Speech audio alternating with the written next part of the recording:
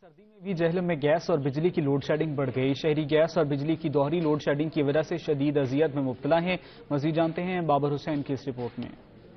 حالیہ دنوں میں جہلم میں گیس اور بجلی کی مشترکہ لوڈ شیڈنگ نے شہریوں کو شدید اذیت میں مبتلا کر دیا ہے۔ اس دوہری اذیت کی وجہ سے شہریوں کے معمولات زندگی شدید متاثر ہو رہے ہیں۔ جہلم کے شہری یہ مطالبہ کر رہے ہیں کہ سردیوں میں گیس نہیں آتی اور اب بجلی کی بھی غیر اعلانیہ لوڈ شیڈنگ نے ہمیں پریشان کر دیا ہے۔ کوئی ٹائمنگ نہیں، کوئی کچھ نہیں، بچے بنا ناشتے کے اسکول جا رہے ہیں، ٹھیک ہے۔ اس کے بعد جناب جو ہے نا لکڑیاں لا کے جلا، ٹھیک ہے۔ اس کے لیے پھر کافی کچھ دشواری کا سامنا کرنا پڑ رہا ہے ہمیں، ٹھیک ہے۔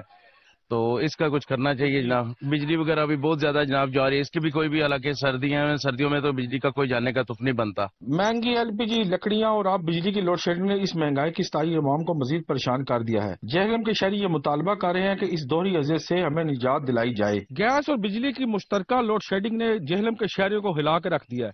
وہ یہ مطالبہ کر رہے ہیں کہ ہمیں اس اذیت سے نجات دی جائے۔ کیمرہ مین اسنیل علی کے ساتھ بابر حسین، بیورو چیف سچ نیوز، جہلم۔